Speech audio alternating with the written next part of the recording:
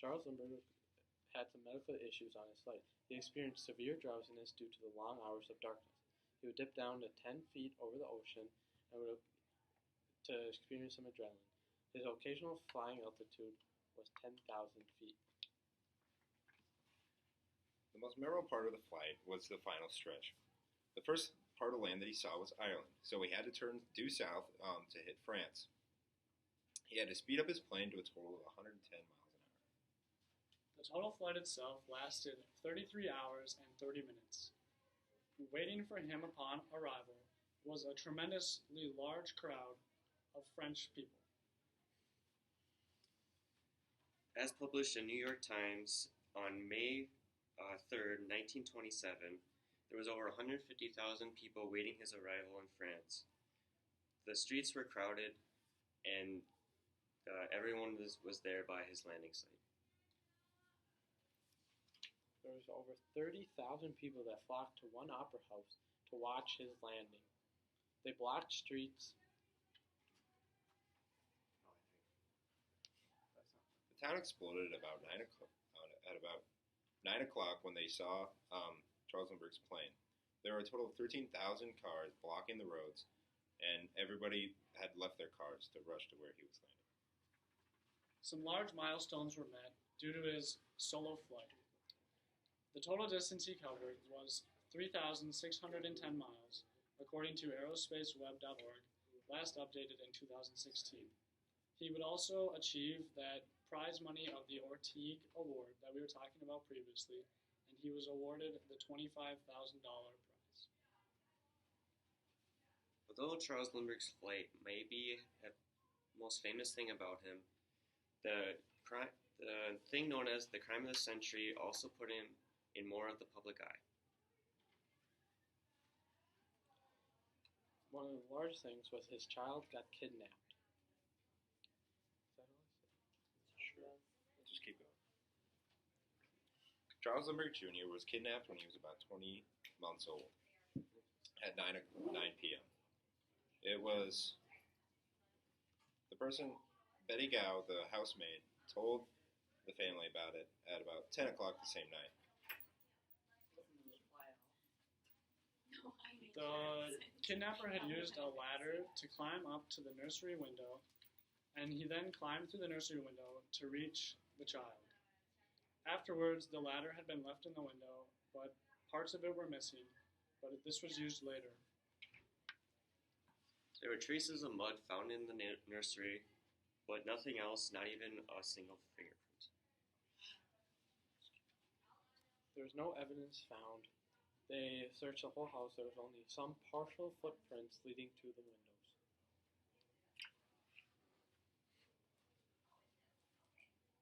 There were multiple ransom notes during the thing. The first ransom note was located on the windowsill at the point of entry. It demanded a total of $50,000 in the next 2 to 4 days. This ransom note included numerous spelling mistakes, and this led the police and authorities to believe that this kidnapping had not been planned by a higher organization. Afterwards, the Lindbergh family and the kidnappers agreed to use a man named Dr. Condon as a man to go in between both sides to try to settle a deal to bring the child home. A second ransom was found 2 days later. This one requested for $20,000 more, or for a total of $70,000. I have no idea what I'm supposed to say.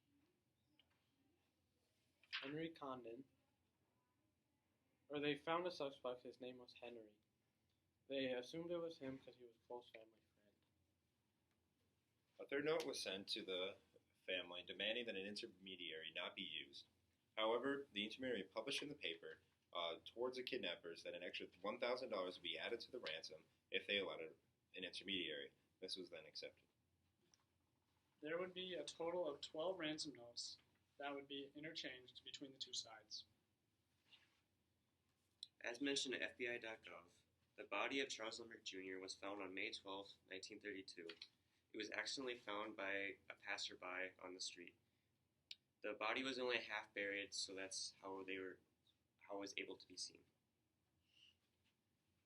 A subsequent autopsy revealed that that the kid had been dead for 2 months up until prior to being found.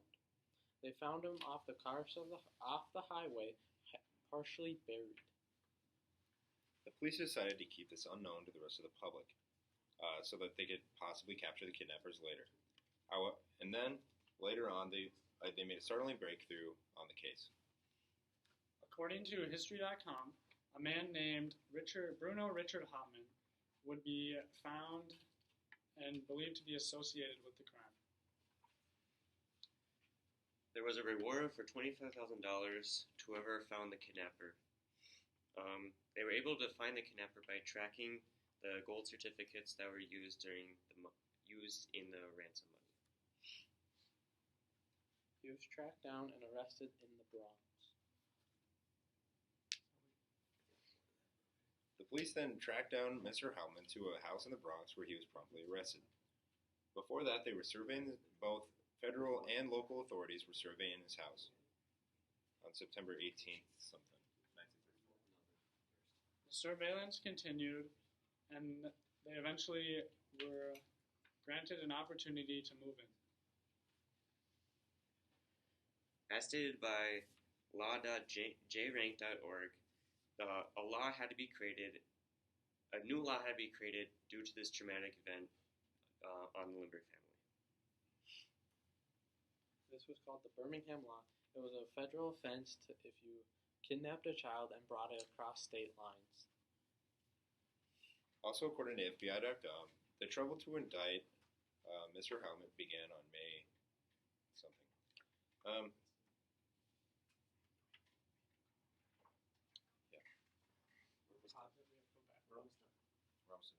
That was a picture first.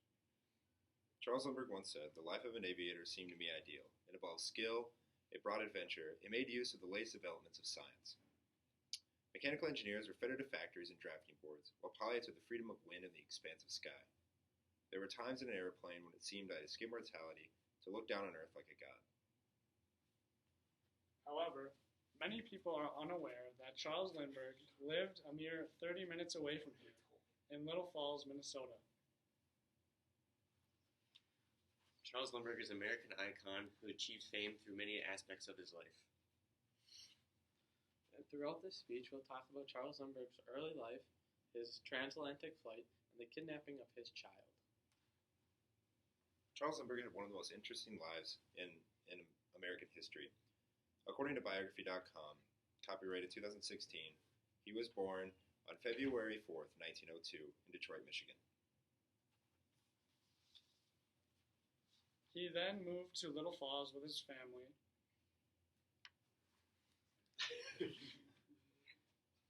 There he saw an air show, and that really inspired him to become a pilot. He began his first adventure by driving his parents' 1916 Saxon to California.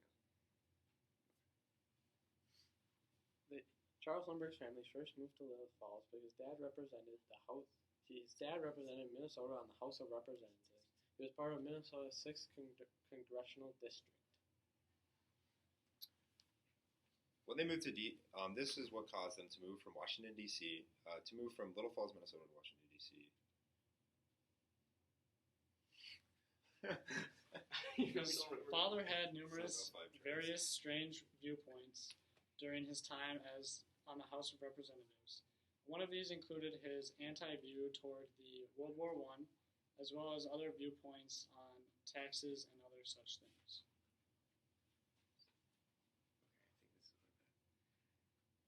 Charles Lindbergh graduated Little Falls High School in 1918 after taking some time off to help on the family farm during the war effort. Charles Lindbergh attended University of Wisconsin-Madison for mechanical engineering. He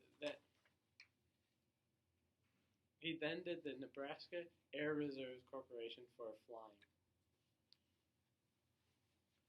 Also in accordance to History.com, Charles Lindbergh's father gave him a loan of $700 to purchase on a retired Army plane called the Curtis Jenny. He spent $500 on this after going down to purchase it from Atlanta, Georgia. The plane came with a 90 horsepower engine, and it could only travel to a height of 1,700 feet. At first, he was just a passenger in the plane, but then became a stuntman and a daredevil, and this was one of his first steps towards becoming a famous aviator. According to CharlesLindbergh.com, he officially retired from personal flying to join the Air Force Reserve Corps.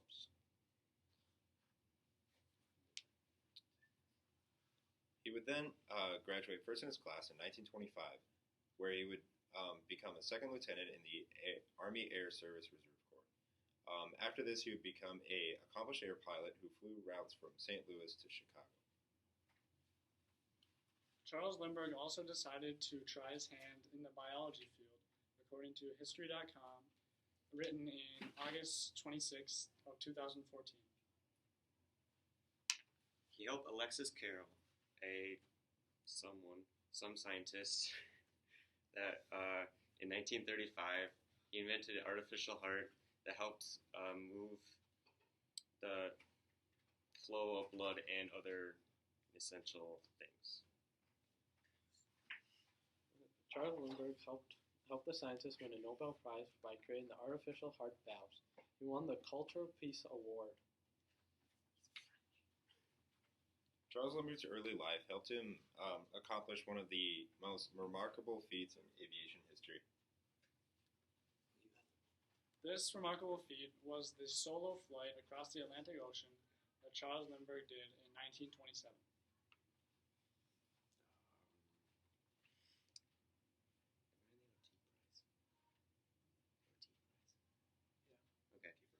So Charles Lindbergh saw this reward and he wanted to win it immediately. So he hired the help from the St. Louis financing company, and with that financing, he helped build a plane with the help of Ryan Manufacturing Company. Charles Lindbergh's plane, he encountered a lot of issues with the plane. He had to lose weight, so when he was up in the air, he ditched his landing gear, life rafts, parachutes, food. He only had enough for 5 hours of food, and he had to cover the whole front with water, so he did not have front windows. It's completely skipped. Yeah. I don't even know where we are. Well, so I don't have the visual, but he flew 15 hours in sole darkness and lost where he was going due to a magnetic storm taking out his compass. And he finally spotted and knew where he was when he spotted a seagull and a fishing boat off the coast of Ireland, and then banked south to go to France. The flight took off on May 20th at Roosevelt Field, somewhere in New York. This is a very famous airport because it has seen Charles Lindbergh's takeoff and a variety of spacecraft tests. A total of 500 people came to observe the flight. During the flight, Charles Lindbergh experienced numerous issues, according to Space.com, written on July 20th, 2012. One of the main issues was with the daylight. As we all know, daylight is not lasting forever. There was only a certain amount of time that he could use the daylight, and as this happened, once he got over Nova Scotia, which is a part of Canada, he was in total darkness, making it incredibly difficult to see. During that darkness, there was a dense fog that happened across the water. So he had to navigate solely by feel, almost.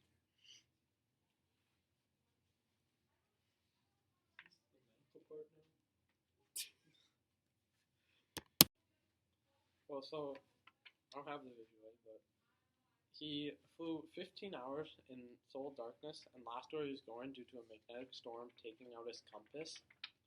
And he finally spotted and knew where he was when he spotted a seagull and a fishing boat off the coast of Ireland, and then banked south to go to France. The flight took off on May 20th at Roosevelt Field, somewhere in New York. A total.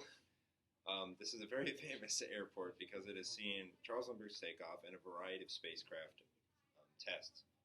A total of 500 people came to observe the flight. During the flight, Charles Lindbergh experienced numerous issues, according to Space.com, written on July 20th, 2012. One of the main issues was with the daylight. As we all know, daylight is not lasting forever. There was only a certain amount of time that he could use the daylight, and as this happened, once he got over Nova Scotia, which is a part of Canada, he was in total darkness, making it incredibly difficult to see. During that darkness, there was a dense fog that happened across the water. So he had to navigate solely by feel, almost.